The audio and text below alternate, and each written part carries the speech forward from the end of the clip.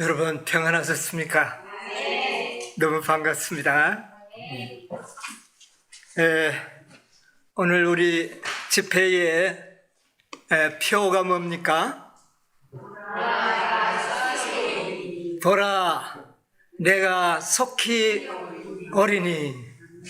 여러분, 이 말씀 여러분에게 위로가 되지 않습니까? 보라, 내가 속히 어리라. 여러분, 이 소망이 여러분과 제 마음에 큰 소망이 되게 하시고 또 위로가 되시기를 간절히 바랍니다. 우리 장로님께서 우리 요한계시록 22장 이 마지막 절에 우리 주님께서는 이렇게 우리에게 가장 위로가 되는 말씀으로 그렇게 말씀을 남기셨습니다. 한번 우리 같이 다시 한번 그 말씀을 보도록 하겠습니다. 22장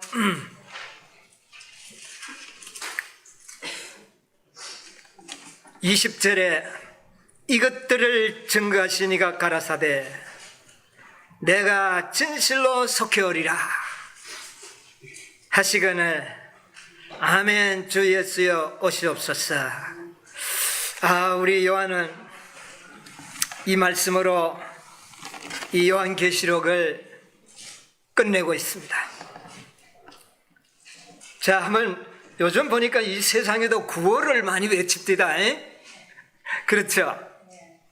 제가 보라 내가 속히 오리니 하면 여러분은 아멘 주여 속히 오시옵소서 한번 해봅시다. 네, 제가 먼저 하겠습니다. 보라 내가 속히 오리니 아멘 주 예수여 오시옵소서. 아멘. 예, 정말 우리 이 소망이 우리의 인류의 소망이요 단 여러분과 저의 소망입니다. 참 이 말씀이 복된 말씀입니다. 보라 내가 속히 오리라. 여러분, 이 복된 소망이 이제 멀지 않아 여러분과 제가 눈으로 볼 수 있는 그런 때가 이르러 왔습니다. 여러분, 희망과 용기 잃지 마시고 정말 우리가 믿음으로 사는 그런 생애가 되시기를 간절히 바랍니다. 자, 우리가 정말 예수님께서 속히 오실 것을 우리는 이제 믿습니다. 그런데 우리가 이것을 정말 우리의 마음에 간절함으로 오늘 이 시간에 우리의 마음에 다가왔으면 좋겠습니다. 정말 여러분의 마음에 주님이 속히 오시기를 정말 원하십니까? 확실합니까? 거짓이 없습니까?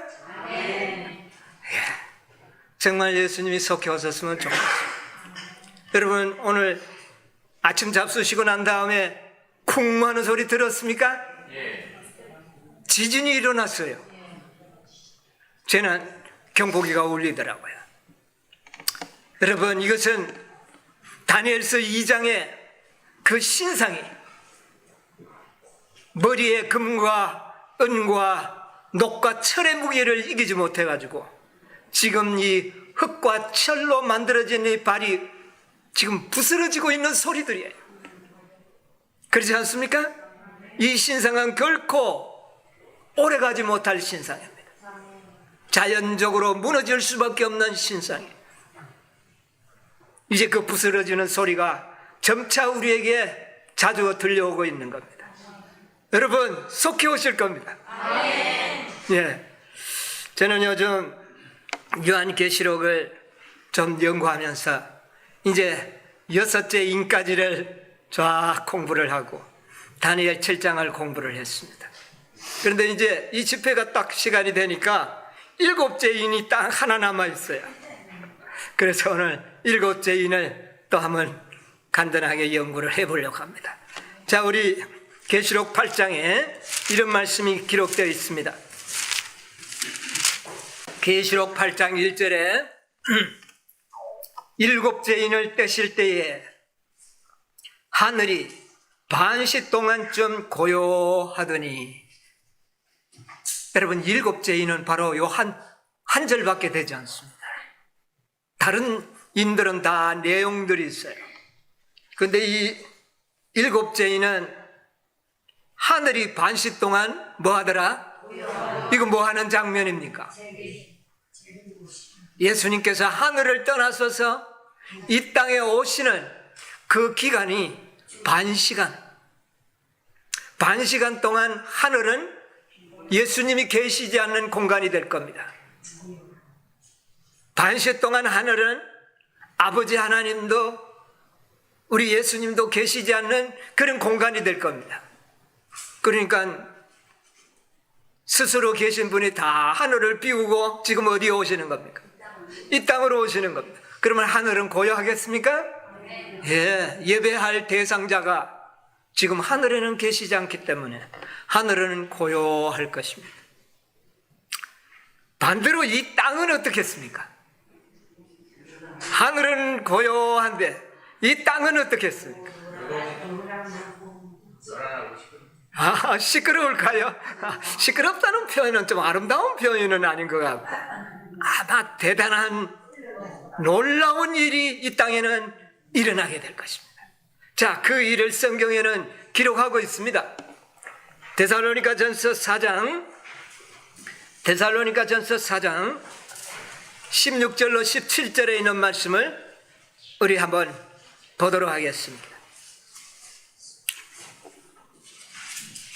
데살로니가전서 4장 16절로 17절. 그에서 후령과 천사장의 소리와 하나님의 나팔로 친히 하늘로 쫓아 경림하시니 그리스도 안에서 죽은 자들이 먼저 일어나고 그 후에 우리 살아남은 자도 저희와 함께 구름 속으로 끌어올려 공중에서 주를 영접하게. 예, 됐습니다. 거기까지 읽겠습니다. 이 땅에는 어떤 일이 일어난다고요? 주께서 호령과 천사장의 소리와 하나님의 나팔이 울려 퍼지는 가운데서, 여러분, 우리 예수님께서 다시 오실 때는 조용하게 오시지 않을 것입니다. 아무도 모르게 살그머니 오시지 않습니다. 천사장의 소리, 하나님의 나팔로 천사장의 호령을 하고 하나님의 나팔로 천지가 진동하는 그런 나팔 소리를 울리면서 이 땅에 임하게 될 것입니다. 여러분, 그 장면을 짧은 시간이나마 하면 여러분 연상을 해보십시오. 옛날에 우리 동네에 사람이 많이 살 때에 저 학교에 밴드부가 나팔을 불면은 아이들이 순식간에 다 모여드는 여러분 그런 경험을 저는 기억하고 있는데, 여러분, 하늘에서 하나님의 나팔로 이 땅에 우리 하나님 나타나실 때에 이 세상의 모든 사람의 눈은 어디를 향할까요? 저 동쪽 하늘을 향하여 쳐다보면서 영광스럽게 오시는 우리 주님의 재림의 영광을 보지 않겠습니까? 그때는 이 세상은 참으로 놀라운 일을 경험하게 될 것입니다. 그렇지 않습니까? 예, 우리는 이런 일을 경험하게 될 것입니다. 천사장의 호령이 얼마나 우렁차고 의미가 있을는지 우리는 상상할 수가 없어요. 그래서 이 땅에는 그때의 죽은 자들이 어떻게 한다고요? 하나님의 나팔 소리가 들리니까 죽은 자들이 땅 속에서 어떻게 합니까? 일어난다 그랬어요. 예언의 그 장면을 어떻게 한다 그랬어요? 땅에서 뭐가 일어난다고요? 큰 뭐가 들린다고. 큰 소음이 일어나는 가운데서 죽은 자들이, 죽은 의인들이 땅에서 부활하게 되는 겁니다. 여러분, 의인들이 부활할 때 그냥 살구머니 그렇게 부활할까요? 예? 일어나면서 조용히 일어날까요? 의인들이 부활하면서 딱 눈을 뜨니까 하늘에는 뭐가 보입니까? 천천만만의 천사들과 함께 공중에 임해 계시는 예수님의 영광스러운 모습을 그들은 어떻게 해요? 보게 되지 않을 것입니까? 그러면서 그들은 큰 소리로 외치죠. 뭐라고 외칠까요? 자, 고린도전서 15장 55절로 보면 사망아 너의 이기는 것이 어디 있느냐? 사망아 너의 쏘는 것이 어디 있느냐? 사망에 쏘는 것은 죄여 권능은 무엇이라? 율법이라. 여러분, 죽은 의인들이 땅속에서 살아날 때에 조용히 일어나지 않습니다. 일어나면서 영광스러운 주님의 재림의 영광을 보고는 그들은 나는 승리하였노라. 사망아 너의 이기는 것은 어떻게 해요? 어디 있느냐? 그렇게 외치게 될 것입니다. 여러분, 오늘날 수많은 의인들이 뭐에게 졌습니까? 사망에게 졌어요. 그래서 원치 않는 다티끌 속에 지금 어떻게 됩니까? 잠자고 누가 오시기를? 그리스도의 재림을 지금 기다리고 있는 것입니다. 그런데 그들이 이 마지막 하나님의 나팔로 부활할 때에 그들은 사망에서 어떻게 했어요? 승리자로 나타나는 것입니다. 여러분, 14만 4천인들은 살아서 승리자가 되지만 이들은 언제요? 부활하면서 사망아 너의 이기는 것이 어디냐? 사망아 너의 쏘는 것이 어디 있느냐? 뭐에 이긴 겁니까? 사망을 이겼다. 여러분, 이 세상에는 아직도 한 사람도 사망을 이긴 자가 없었어요. 그러나 이때는 모두가 다 사망을 어떻게 해요? 이기게 될 것입니다. 자, 우리 정말 사도 바울은 이 일을 뭐라고 이야기했느냐 하면은 55장과 57장에 보면 그런 이야기를 했어요. 51절 57절에 보면 보라 너희에게 무엇을 말하노니 비밀을 말하노니 우리가 다 뭐하지 않을 것이요 잠잘 것이 아니요 마지막 나팔 순간에 호련히 어떻게 해요? 다 피어나리라. 모두가 승리자가 될 것을 이야기하고 있어요. 이게 언제 이런 일이 일어납니까? 재림입니다. 여러분, 재림 때에 이런 일이 일어날 것이에요. 그래서 하늘이 반시 동안 고요하는 그 순간에 이 땅에는 어떻게 해요? 엄청난 일들이 일어나는데 하나님의 나팔 소리, 천사장의 소리, 그리고 죽은 자들이 승리의 함성 소리가 울려 퍼지는 놀라운 장면이 이 땅에서 일어나게 될 것입니다. 그게 바로 그리스도의 뭡니까? 재림입니다. 이 날이 기다려지지 않습니까? 네, 이 날이 속히 오리라. 그렇게 멀지 않을 것입니다. 네. 자, 그래서 이 땅에 의인들이 다 부활하면 7일 후에는 어떻게 될까요? 또 7일 후에는 이 땅은 어떻게 됩니까? 이제 이 땅은 죽음의 정막으로 조용할 겁니다. 그러나 하늘은요? 하늘은 놀라운 일이 일어나요. 문들아 너희 머리를 들지어다, 영원한 문들아 들릴지어다 하는 천사의 음성과 함께 하늘의 도성의 문이 열리고 이 땅에서 구원받은 그 많은 허다한 무리들과 14만 4천인들이 그 도성을 향하여 들어가서 하나님께 영광을 돌리는 놀라운 일이 7일 후에는 어떻게 해요? 있지 않겠습니까? 이 모든 일은 다 그리스도의 재림으로서만이 성취될 수 있는 예언입니다. 여러분, 예언을 많이 연구하지만 무슨 예언이 가장 중요합니까? 그리스도의 재림이 성취되는 것입니다. 이 예언이 우리가 그렇게 학수고대하는 그런 예언인 것입니다. 이 예언이 성취되도록 하기 위하여 우리가 이 땅에서 지금 하나님의 일을 하고 있는 것입니다. 여러분, 이 영광스러운 날에 우리 다 참여하기 위해서 우리 열심히 믿음으로 우리 하나님의 사업을 하셔야 되는 것입니다. 자, 우리가 이 8장 1절에 보면 그것이 7째 인에서 성취되는 겁니다. 여러분, 첫째, 둘째, 셋째, 넷째, 다섯, 여섯, 일곱, 모든 이 인은 정말 중요한 내용들을 함축하고 있습니다. 이 7인은요, 불법의 비밀과 하나님의 비밀을 간직한 계시입니다. 그래서 이 계시는 다른 내용과는 달리 뭐한 상태로 계시에 나타났습니까? 임봉되어 있는 상태로, 임봉된 상태로 이 계시가 나타났는데, 그래서 요한이 어땠겠죠? 그 인을 뗄 사람이 없어서 대성통곡하고 우는데 누가 이겼다고요? 다윗의 뿌리, 유다의 사자가 이겼으므로 이 인을 떼시리라. 이 인은 승리자만 뗄 수 있었기 때문에 그렇습니다. 만약 예수님이 이 땅에 인간으로 오셔서 승리자가 되시지 않으셨다면 이 인은 영원히 우리가 개봉될 수 없는 그런 내용들이었습니다. 그런데 예수님이 유일하게 인간으로서 어떻게 해요? 어떤 자가 되셨습니까? 승리자가 되셔서 그 인을 개봉해 주신 것입니다. 그래서 그 개봉의 마지막 인이 딱 되니까 뭐가 이루어집니까? 하늘이 반시 동안 고요해져요. 이건 뭐죠? 그리스도의 재림. 반드시 재림은 이루어질 것이다.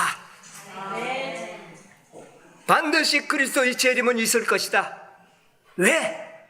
하늘이 반시 동안 조용한 것을 보면 알게 되는 겁니다. 하늘이 조용하다는 것은 재림을 상징하는 것이죠. 찬송 받으실 자가 하늘에 계신다면 하늘은 조용하지가 않습니다. 찬송 받으실 분들이 다 어디로 내려왔어요? 이 땅에 당신의 백성들을 데리러 오셨기 때문에 하늘은 조용한 것입니다. 여러분, 이 예언이 불언간에 우리에게 이르러 올 것입니다. 근데 이거 몇째 인이라고요? 7째. 그럼 6째 인이 이루어져야 되겠죠? 근데 6째 인이 어디에서 딱 멈춰 버렸습니까? 지난 우리 집회 때 제가 좀 말씀드렸어요. 뭐가 일어나며? 지진이 일어나며 하늘에 뭐가요? 태양이 어두워지고 달이 핏빛같이 되고 그 다음에는요, 별이 떨어지는, 이것까지는 이루어졌는데 그 다음에 하늘에 별이 떨어질 것이며 하늘은 종이축같이 말릴 것이며, 이것은 연속적으로 일어나는 재림의 징조인데 별이 떨어지고 난 다음에는 딱 스톱이 되어버렸어요. 지금 뭐는 이루어지지 않고 있습니까? 종이축까지 이루어지는 일은 이루어지지 않고 있습니다. 그런데 별이 떨어진 지는 올해로 약 1800 아니라 188년이 지금 지나가는 것 같아요. 1833년에 별이 떨어졌잖아요. 그런데 지금 이렇게 많은 시간이 흘러갔는데도 다음 징조는 이루어지지 않고 있습니다. 그리고 난 다음에 6째 인을 떼고 난 다음에 7째 인을 떼야 되는데 7째 인을 떼지 않고 그 사이에 몇 장이 들어가 있습니까?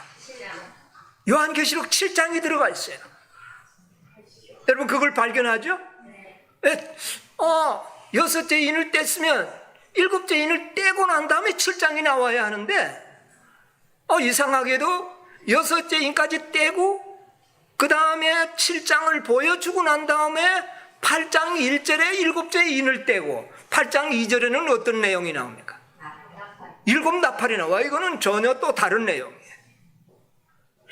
그래서 저는 옛날에 이 요한계시록을 읽을 때마다 이거 말이야, 7째 인을 저 또 건너편에 한 장을 건너서 내용도 뭐 길지도 않은 반절밖에 되지 않는 내용을 저 8장에다 딱 따로 놓고 그 다음에는 그 다음 절은 전혀 다른 내용으로 그렇게 성경을 편집해 놓은 것을 제가 보고 이상하게 생각했어요. 근데 저는 이제 오늘 이 일을 우리가 좀 생각을 해봐야 되지 않겠는가, 이 문제를 좀 생각을 해보겠습니다. 자, 오늘 이 문제를 생각하면서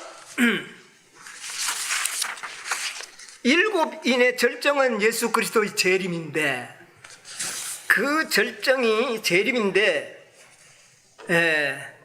그런데 왜 하나님께서는 그 절정을 7장을 건너뛰어서 기록하도록 했는가 하는 것을 오늘 좀 생각을 해보려고 합니다. 대쟁투 302쪽에 보면은요, 각시대 대쟁투 302쪽에 보면 이런 말씀이 있어요. 그리스도의 재림은 각 시대를 통하여 하나님의 자녀들의 희망이 되어 왔다. 뭐가요? 재림이 각 시대의 하나님의 자녀들의 희망이 되어 왔다. 찾았나요? 읽었어요. 주께서 감람산에서 이별하시면서 다시 오시겠다고 하신 재림의 약속은 제자들의 미래를 밝혀주었고, 어떤 슬픔도 빼앗아 갈 수 없고 어떤 시련도 흐리게 할 수 없는 기쁨과 희망으로 그들의 마음을 충만하게 해주었습니다. 이제 거기까지 보겠습니다. 여기 보니까 각 시대의 하나님의 백성들의 희망은 재림이었다. 그런데 이 재림의 소망은 어떤 슬픔도 빼앗아 갈 수 없고, 뭐요? 어떤 슬픔, 그 다음에 어떤 시련도 흐려지게 할 수 없고, 모든 시련과 슬픔을 기쁨과 희망으로 그들의 마음을 어떻게 해요? 충만하게 했다. 여러분, 일곱인을 이렇게 조금 요약을 해보면은요, 첫째 인을 떼니까 뭐가 나왔습니까? 첫째 인을 떼니까 흰말이 나왔죠? 자, 이 일곱인 중에 사단의 불법의 비밀과 하나님의 비밀이 들어있었다고 말입니다. 그러므로 이것을 인봉해 놓은 거예요. 자, 사단의 비밀이 첫째 인과 넷째 인까지는 사단의 불법의 비밀을 숨겨놨습니다. 하나님께서, 예수님께서 이 땅에 오셔서 교회를 세우셔서 이름비 성령으로 그들에게 축복하셨을 때 그 교회는 흰말로 상징이 되었습니다. 흰말이었습니다. 그런데 그 다음 말이 무슨 말입니까? 붉은 말이 나와요. 이것은 뭡니까? 사단이 하나님의 백성들을 그때부터 어떻게 해요? 아주 무섭게 핍박하는 그런 역사가 이루어질 것을, 많은 성도들이 피를 흘려서 땅을 붉게 물들일 것을 예언하는 겁니다. 그래서 무슨 말? 붉은 말. 이 사단의 비밀이었어요. 그 다음에 무슨 말이 나옵니까? 검은 말이 나옵니다. 검은 말이 무엇입니까? 이것은, 자, 하나님의 백성들이 그렇게 많은 피를 흘리면서 죽어가도 방금 읽었듯이 그들은 슬픔을 기쁨으로 바꾸고 시련을 기쁨으로 바꾸는 능력을 가지고 있었어요. 그들은 죽음의 순교장에 나가면서 하나님의 성호를 찬양하고 정말 찬미를 부르면서 순교장에 나아가지 않았습니까? 모든 것을 이길 수 있도록 해준 것은 그리스도의 무엇이다? 재림의 소망. 내가 지금 죽지만 주님께서 분명히 나를 데리려 오셔서 나를 살려서 하늘에 데려갈 것이라고는 소망 때문에 죽음도 슬프지 않았고 그것을 이길 수 있었다는 것입니다. 그러니까 사단은 안 되겠다, 이들에게 성경을 내가 다 빼앗아 버려야 돼. 그래서 그때부터는 하나님의 말씀 진리를 다 짓밟고 없애버려요. 여러분, 다니엘 8장에 보면 진리를 땅에 던지고 짓밟고 자유로 행하던 이런 예언이 나오지 않습니까? 이 일이 바로 있을 것을 이 인 가운데 상징으로 검은 말로는, 이때는 말씀들이 다 없어지는 이런 일이 이 땅에 일어날 것을 예언한 겁니다. 이게 사단의 계획입니다. 그 다음에 무슨 말이 나옵니까? 청황색 말. 청황색은 바로 사람이 죽었을 때 몸에서 나타나는 색깔이에요. 사망. 종교 암흑 시대에 수많은 사람들이 그 시대에 죽임을 당할 것을, 사망이 온 세상을 죽음의 공포로 몰아넣을 것을 예언하는 것. 이게 불법의 비밀이에요. 그 종교 암흑 시대를 통하여 얼마나 많은 사람이 죽었습니까? 여러분 기억합니까? 역사가들이 이야기하기를 5천만 내지 약 7천만 명이 죽었을 것이다. 그렇게 연산을 하는데 모르기는 합니다. 그러나 많은 사람이 죽었던 것은 사실입니다. 그런데 그 죽은 자들이 무슨 소망 가운데서 기꺼이 죽음을 선택했습니까? 재림의 소망. 예수님이 내가 다시 오겠다고 하는 이 말씀 한마디를 믿는 믿음을 가지고 그들은 죽음을 기꺼이 기쁨으로 당한 것입니다. 자, 그런데 예수님이 지금 원래 몇 년입니까? 2022년. 예수님 오셨나요? 안 오셨습니다. 이 정도 되면 그 재림의 소망을 가지고 죽었던 의인들이 좀 뭔가 할 말이 있지 않겠습니까? 그들이 이렇게 오래 기다릴 것으로 상상했을까요? 그들이 순교장에 나갈 때에 2022년이나 지나서 올 것이라고 그들이 상상하고 죽었을까요? 곧 오실 것으로 생각했어요. 그런데 여기에 이제 의인법을 사용하셔서 이 6장에 보면 그 죽은 순교자들이 말을 하는 장면이 나오죠. 그거 한번 읽어보겠습니다. 자, 6장 9절. 다섯째 인을 떼실 때 내가 보니 하나님의 말씀과 저희의 가진 증거를 인하여 죽임을 당한 영혼들이 제단 아래에 있어 큰 소리로 불러 가로되 거룩하고 참되신 대주제여 땅에 거하는 자들을 심판하여 우리 피를 신원하여 주지 아니하시기를 어느 때까지 하시려 하나이까 하니 각각 저희에게 흰 두루마기를 주시며 가라사대 아직 잠시 동안 쉬되 저희 동무 종들과 형제들도 자기처럼 죽임을 받아 그 수가 차기까지 하라 하시더라. 예, 거기까지 보겠습니다. 자, 다섯째 인을 보니까 제가 말씀했던 그 붉은 말에서부터 청황색 말까지 그 기간 동안에 죽은 수많은 영혼들이 제단 아래에 있는데 그들이 뭐라고 하나님께 호소합니까? 우리의 피를 어느 때까지 신원하여 주시지 않겠습니까? 왜 이렇게 오래 어떻게 해요? 지체하십니까? 질문하는 것이 나옵니다.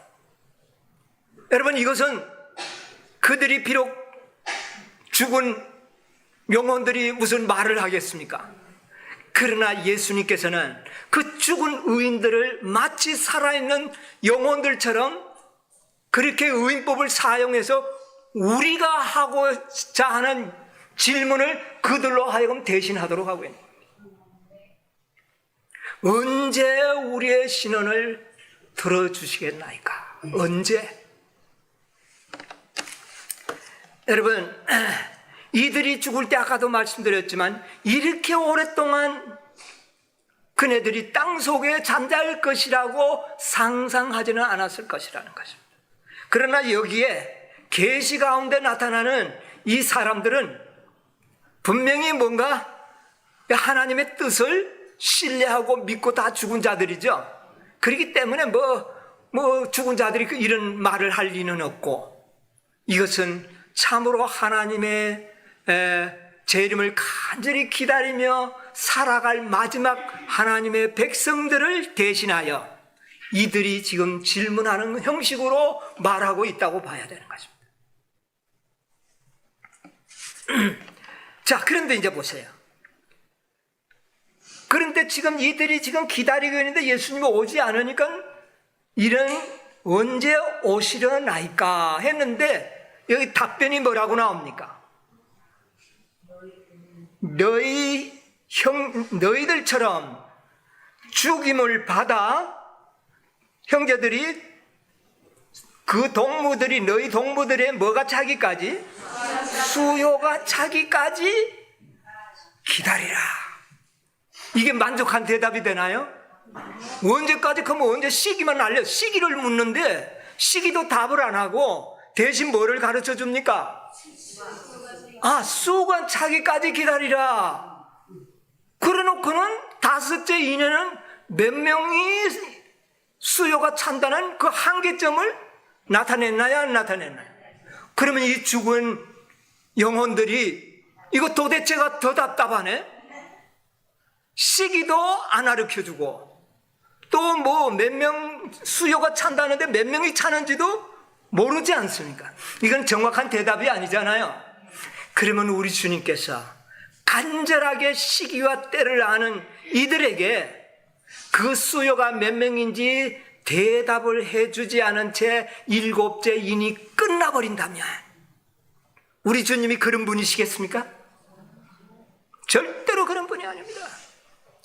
수요가 차기까지 잠시 기다리라 해놓고 일곱째 인을 떼서 재림의 징조를 살짝 보여주고 이런 징조가 먼저 있을 것이다 보여주고 난 다음에는 그 다음에 7장을 열어줍니다. 일곱째 인을 떼기 전에 7장을 열어주는데 7장에 보니까 그 바로 그들이 궁금하게 생각할 누구가 나옵니까?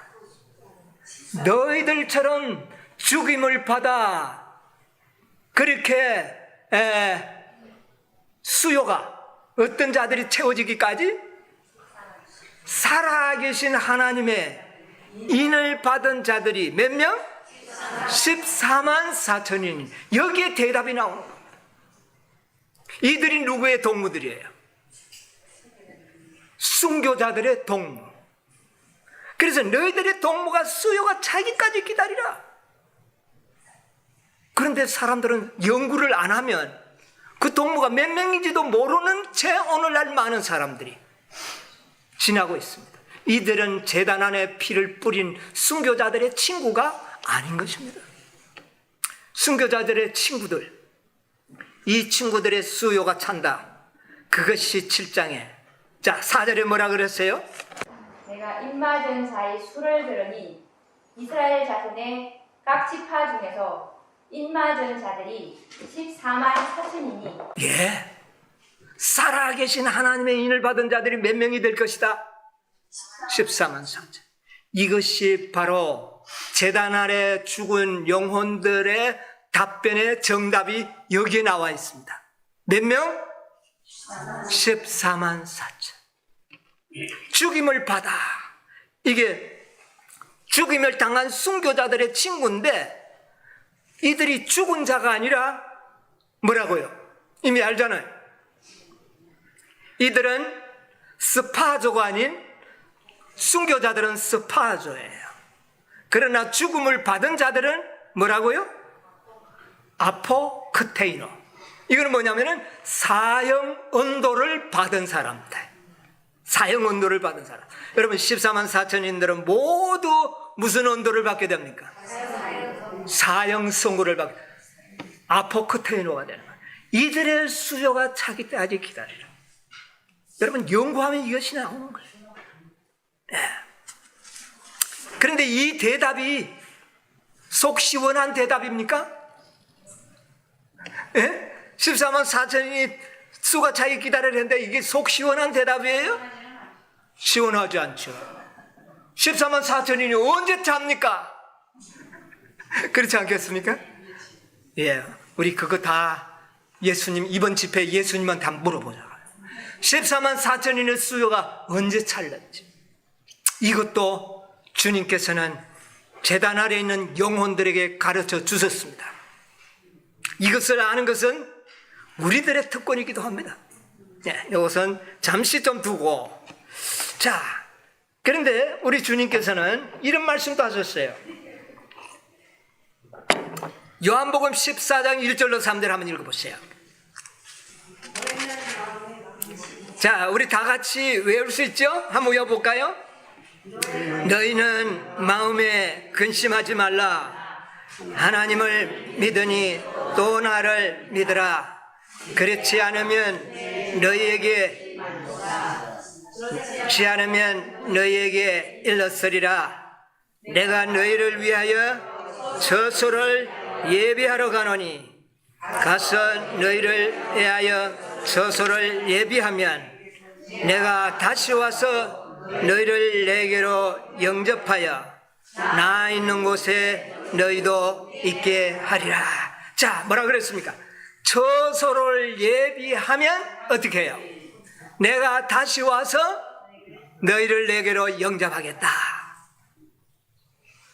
자, 계시록 6장에는 뭐가 차면?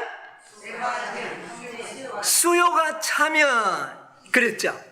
자, 우리 초기 문집에 뭐라 그랬습니까? 초기 문집에 보면 나는 천사들이 279페이지에 보면 나는 천사들이 하늘에서 왔다 갔다 하는 것을 보았다. 한 천사가 잉커통, 꿀로 만든 것을 가지고 지구에서 돌아와 예수님께 자기의 일이 끝났음을 보고하고 성도들의 수가 차고 인치는 사업이 마쳤음을 보고 있다. 그러자 나는 십계명이 들어있는 법궤 앞에서 봉사하시는 예수께서 향로를 내던지시는 것을 보았다. 자, 거기까지 보겠습니다. 여기 보면은 뭐가 끝나면은 인체는 사업이 끝나면은 내가 어떻게 해요? 이제 던지시고 이 땅에 어떻게 해? 재림하실 수 있는 겁니다. 자, 가만 조건이 두 개가 나타나죠. 처소를 예비하면 어떻게 되겠다? 오시겠다는 말과 그 다음에 또 하나의 조건은 수가 차면 오시겠다. 여러분, 이 두 가지 조건을 잘 관련을 한번 시켜보시기 바랍니다. 처소는 예비되었는데 수요가 안 차면 이것도 안 돼요. 수요는 찼는데 처소가 없다. 이것도 안 돼요. 그러면 처소와 수요는 거의 같은 시간에 어떻게 해요? 준비도 되고 또 어떻게 해요? 수요도 차야 되지 않겠느냐 그 말. 이 두 가지 예언을 여러분 잘 마음에 한번 생각해 보시기 바랍니다. 그래서 이 7인 중에 그 순교자들에게 한 말, 너희 동무들의 수요가 차면 내가 너희 신원을 어떻게 해요? 풀어주겠다. 신원을 풀어주는 건 재림 때를 이야기하는 것이거든요. 그래서 너희 동무들의 수요가 차면 오겠다. 그 다음에 제자들에게는 뭐라 그럽니까? 처소가 어떻게 되면 예비되면 내가 오겠다. 그러면 이 말은 같은 내용을 함축하고 있다는 것을 우리가 기억하면서 한번 생각을 해보겠습니다. 여기에 나오는 이 처소는요, 집이 아닙니다. 집이 아니고 원어에 보니까 토포스라는 말인데, 토포스가 뭐냐면은 장소예요. 장소가 예비되면 오겠다. 그럼 무슨 장소인가? 여러분, 중국이나 유럽에, 우리나라에도 뭐 성이 좀 있기는 있죠. 근데 우리나라의 성들은 조그마한 성인데, 이런 큰 성들은 보면 이 땅이 있는데 땅을 얼마간 지정하고 아주 둘레에 큰 뭐를 삽니까? 성벽을 쌓아가지고 쌓으면 그 안에 뭐가 생기는 겁니까? 공간이 생기죠. 그게 장소입니다. 이게 토포스예요. 그러니까 하늘나라에 무슨 집을 짓는 게 아니고 뭐를 지금 쌓고 있는 겁니까? 성을 짓고 있다는 거. 무슨 말이지? 이 성을 다 지으면 장소가 생기는데 거기에서 너희들이 살 것이다 그 말이에요. 그런데 그런 장소가 먼저 어떻게 해요? 준비되면 오겠다. 거룩한 성, 우리가 이야기하잖아요. 새 예루살렘 성, 집이 아닙니다. 성이에요. 성이 마련되면 오겠다 그 말인데, 자, 한번 생각해 봅시다. 예수님이 이건 누구한테 이야기했느냐면은 일반 대중들 앞에 설교하면서 하신 말씀이 아니에요. 누구들한테요? 사랑하는 제자들에게 한 말입니다. 제자들에게 내가 너희를 위하여 뭐를요? 첫서 예배하며. 그래서 첫서 예배하면 오겠다 그랬는데, 여러분 그 성이 얼마나 크겠는데 예수님이 올라가신 지 지금 몇 년 됐습니까? 네, 거의 2000년, 아직 2000년 다 안 됐습니다. 거의 2000년이 됐습니다. 그런데 아직 성이 완성 안 됐기에 누가 오시지 않습니까? 아직도 성이 완성이 안 됐다는 사실을 알게 되는 겁니다. 왜? 처소가 예비되면 내가 다시 오겠다 그랬거든요. 그러면 아직도 처소가, 장소가 완전히 아직 준비가 안 돼요. 왜 그렇게 시간이 걸릴까요? 2000년이나 걸릴까요? 제가 한번 서울교회에서도 이야기했습니다. 우리 현대건설이 가서 지었으면, 우리 삼성건설이 가서 하늘에 가서 2000년 동안 성을 쌓았으면 거의 완성이 안 될까요? 근데 예수님은 뭐 하시길래 그렇게 시간이 오래 걸려요? 아니, 성이 되면 온다 그랬으니까 성이 되든지, 예수님의 말씀을 참이라면 성이 돼도 오셔야 되고 수요가 차도 오셔야 되는 겁니다. 예, 반드시 이거는 일치성을 갖고 있어요. 그런데 아직까지 오시지 않았어요. 얼마나 큰지, 여러분 하늘성을 얼마나 크게 짓는지 아십니까? 계시록 21장 10절을 한번 보세요. 10절. 성령으로 나를 데리고 크고 높은 산으로 올라가 하나님께로부터 하늘에서 내려오는 거룩한 성 예루살렘을. 자, 지금 요한에게 뭐를 보여줍니까? 거룩한 성. 이게 하나님의 백성들이 살 집이에요. 장소입니다, 이게. 그 다음에 16절로 17절. 그 성은 네모가 반듯하여 장광이 같은지라. 그 갈대로 그 성을 청량하니 12,000스타디온이요 장과 광과 고가 같더라. 그 성곽을 청량함에 144규빗이니 사람의 청량 곧 천사의 청량이라. 예, 거기까지 보겠습니다. 자, 이 성이 얼마나 크게 짓습니까? 한 면이 얼마라고요? 12,000 스타디온. 이게 그 스타디온 하니까 뭐 여러분 감이 잘 안 떠오르죠.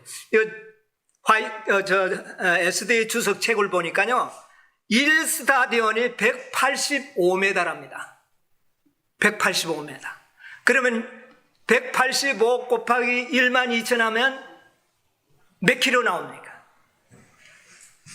여러분 뭐 핸드폰 한번 쳐볼랍니까? 제가 한번 쳐보니까요, 2218km. 2218km면 저 부산에서 어디까지 가야 될까요? 저 서울까지가 한 500km, 평양까지도 뭐 한 5, 600km. 그러면 저 중국 땅까지, 심양까지 아마 심양까지 가야 한 2000km가 될 겁니다. 자, 그렇게 한 면이 그렇게 길어요. 꽤 크긴 크죠? 높이는 어때요? 높이도 12,000. 이렇게 어마어마한 큰 성을 지금 장소를 마련한다는 겁니다. 너무 커서 그러면 시간이 그래 걸리나?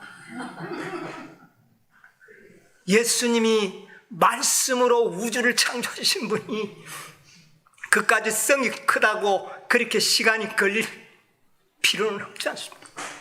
자, 두께는 얼마나 되는지 아십니까? 그 성곽은 정량함에 144규빗이니 여러분 한번 계산해 보세요. 144규빗 곱하기 50으로 한번 해보세요. 얼마 됩니까? 네? 7,200? 나옵니까? 뭐 아까 내가 두드려 기억을 잘 못하겠네. 약 7kg. 여러분 7kg 정도 되면 성곽이 두껍나요? 엄청 두껍죠. 예, 어쨌든 모르겠습니다. 그거는 뭐 자세히 계산은 해보면 알 거고, 어쨌든 어마어마하게 큰 성을 준비하셔서 누가 이곳에는 사느냐 하면 12제자와 12지파 24장로들이 그 성 안에 삽니다. 아버지와 아들 성령께서 그곳에 삽니다. 또 그곳에는 천천만만의 천사들도 그곳에 기거하실 겁니다. 그리고 또 누구도 살까요? 14만 4천인들이 살 곳이 바로 그 성이에요. 그래서 이 성만 준비되면 내가 다시 너희들을 데리러 오겠다, 그렇게 약속한 겁니다. 그런데 이 성이 그렇게 큰 성인데 제가 이렇게 보니까요, 그 기초석은 12사도들의 이름이 새겨져 있었고 사면의 문은 몇 개입니까? 12문인데 12지파를 썼고, 그래서 12 곱하기 12 하니까 얼마 나오죠? 144. 예, 그러니까 12지파 12사도. 예, 그래서 144라는 수가 나오고, 그 다음에 한 면이 12,000 스타디오. 그 다음 한 면에 세 문, 사면의 성이 문이 몇 개예요? 12개. 그 한 성문에 몇 명이 들어간다고요? 7장에 보니까 한 지파에 몇 명? 12,000명. 그러면 12지파에 12,000씩 한 문으로 들어가면 몇 명? 14만 4천. 이 성은 14만 4천인들의 품성과 그들의 수요를 상징하는 성이었다는 것을 우리가 알게 돼요. 그리고 천사의 청량이라고 그랬어요. 천사의 청량을 통하여 14만 4천인. 자, 12,000은 12에다가 얼마를 곱한 겁니까? 1000을 곱했죠. 한 지파에 12,000인데 12에다가 1000을 곱하니까 12,000 나왔어요. 자, 그러면 12지파 12사도를 곱하니까 144가 나왔는데 거기에 1000을 곱해보면 얼마가 됩니까? 14만 4천. 이래도 14만 4천, 저래도 14만 4천. 이 성은 바로 14만 4천인들의 수요와 그들의 품성을 상징으로 설계하여 지은 집이라는 겁니다. 영광스러운 설계도죠. 아름다운 설계도. 자, 그런데 그래서 하늘 도성이 바로 14만 4천인의 수요와 14만 4천인의 품성을 상징하는 보석들로 다 꾸며져 있고, 들어갈 문이 12개가 준비되어서 12,000명이 들어갈 것도 다 구상이 되어 있습니다. 이 집이 완성되면 예수님은 오십니다. 그런데 아무리 이 성이 보석으로 만들고 그 성의 규모가 어마어마하기로서니 2000년이 걸려야 할 이유를 우리는 말씀 가운데서 발견할 수는 없습니다. 예수님은 얼마든지 시간과 공간과 물질을 초월하여 말씀으로 이런 일을 다 어떻게 해요? 이룰 수 있는 능력자이십니다. 그러므로 이것은 뭐와 관련이 있느냐? 처소를 예비하면 오리라. 너희 동무들의 수요가 차면 어떻게 해요? 오리라. 이것은 관련이 되어 있다는 겁니다. 예수님께서는 이 땅에 14만 4천인의 수요가 차는 것만큼 하늘의 도성을 쌓아가실 것입니다. 이게 하나님의 계획이라는 겁니다. 처소가 예비되면 분명히 오실 거예요. 그런데 이것은 수요와 관계가 있어요. 그래서 수요가 차는 만큼 어떻게 해요? 이 성도 완성되어 가고 있다는 겁니다. 수요가 다 차는 날 이 성은 어떻게 될까요? 완공. 그러면 누가 오실까요? 예수님이 오시겠다. 여러분, 이것이 바로 계시록 7장 6절에 7인 중에 포함되어 있는 하나의 놀라운 기별이라는 것을 여러분 이해하시게 되기를 바랍니다. 요한계시록 전체는 다 이 7인을 해석하기 위하여 더불어 주어진 계시들입니다. 이게 하나님의 비밀이에요. 하나님의 비밀. 이건 하나님의 계획이라는 말입니다. 그러니까 사단이 예수님의 재림을 지연시키고 이 땅을 죄악 세상으로 이끌어가기 위해서는 뭐에다가 중점을 둘 수밖에 없을까요? 어디에다가 가장 중점적으로 방해 공작을 할까요? 수요가 차지 못하도록 하는 일에 사단이 전력을 기울이고 있다는 것이 7째 인을 연구하는 가운데서 하나님의 백성들이 깨달아야 할 진인 겁니다. 확실한 이야기입니다. 14만 4천인가 처소와의 완성이 관련이 없다면 예수님이 오시지 않을 이유는 없는 겁니다. 뭐와 관련이 있었기 때문에 이 땅에 하나님의 백성들의 14만 4천인의 수요와 성의 완공과는 관련을 시켜놨다고 하는 이게 구속의 경륜이에요. 하나님의 성전을 우리가 짓는 겁니다. 성전의 돌들이 우리가 되는 것이에요. 우리들의 수요가 찰 때마다 벽돌들이 놓이고 다듬어지고 그렇게 되는 겁니다. 사단은 이 수요가 차지 못하도록 하기 위하여 오늘날 마지막 교회라고 이야기하고 있는 많은 교회들이 이 진리를 뭐하도록건 부인하고 믿지 않도록 하고 있는 것입니다. 이 세상에 가장 싫어하는 진리가 지금 무엇인지 아십니까? 14만 4천 진리입니다. 왜? 이 수요가 차면 하늘의 처소가 완성되고 그러면 예수님은 이 땅에 오시기 때문에 여러분 이 사실을 여러분 기억하시게 되기를 바랍니다. 땅 속에 잠자고 있는 하나님의 거룩한 영들이 바로 이 질문을 통하여 우리에게 이런 진리를 깨닫도록 해주신 것입니다. 저는 이 놀라운 진리를 과거에도 지식적으로 14만 4천 실수다 하는 것까지는 알았지만 이렇게 심오한 비밀까지는 솔직하게 저도 알지 못했어요. 그러나 오늘날 우리는 이런 놀라운 비밀을 알게 되지 않습니까? 네. 여러분 14만 4천 진리를 다루고 있는 교회가 저 여호와 증인들, 저 이단 신천지 교회 이런 교회들이 다룹니다. 사단도 그것을 알고 있어요. 그래서 그것을 하늘이 아닌 이 땅에 건설을 하려고 하고 있습니다. 그런데 정작 하나님의 교회들은 그 수요는 무슨 수라고 하요? 상징이다. 언제 어느 천년의 성을 완성할 수 있겠습니까? 불가능하게 만들어 놓고 있습니다. 그건 뭐 구원과 관계가 없는 일이다. 여러분 성이 준공되지 않으면 죽은 자의 부활도 없는 겁니다. 사실은 이게 안 된다면 그러나 하나님께서는 반드시 그 수를 채우실 것입니다. 그럼 언제까지요? 언제까지? 무한정 기다릴 겁니까? 그것은 이 문제도 앞으로 연구되어야 할 주제입니다.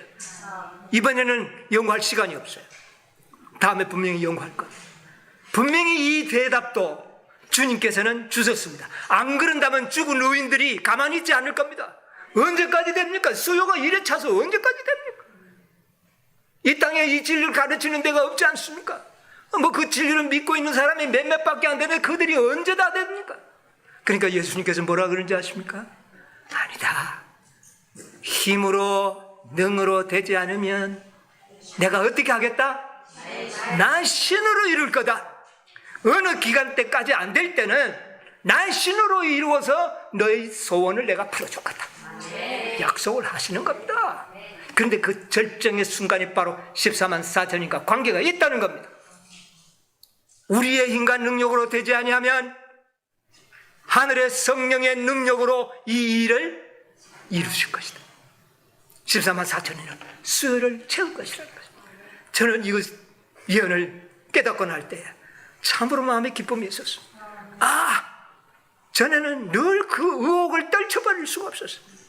자, 우리 수요들 얼마 안 되는데 우리 수요들까지도 보면은요, 뭐 조금 누가 쓰시고 흔들리면 그 뭐 또 뭐 엉뚱한 소리 하는 분들도 들어 있잖아요. 언제 채워줄 겁니까? 예? 그런데 어느 기한까지 안 되면 누가 이루시겠다? 나의 신으로 이루리라. 분명히 이루어질 것입니다. 여러분이요, 그 신으로 이루실 그날에 저와 여러분이 그 도구가 되시기를 간절히 바랍니다. 보라, 내가 속히 오리라. 우리 주님 오실 때가 되었습니다. 이제 이 재림은 정말 누구도 부인할 수 없는 그런 예언의 징조들을 우리는 지금 연구하고 있습니다. 우리 주님 오실 것입니다. 여러분이요, 처소가 거의 완성되어 가고 있다는 사실을 기억하시기 바랍니다. 여러분, 이 소망으로 여러분의 마음에 불타오르게 되시기를 바랍니다. 위로와 평강을 누리시는 그런 안식일 되시고, 또 앞으로 우리가 14만 4천인의 진리를 전하는 일에 참으로 믿음을 가지고 전하시게 되기를 바랍니다. 그래서 이 수요를 우리는 채우는 일에 협력해야 될 것입니다. 그리고 내가 그 수요에 먼저 어떻게 해요? 들어가야 되겠습니다. 그 일을 위하여 준비하는 여러분과 제가 되기를 간절히 바라면서 오늘 말씀을 마치겠습니다.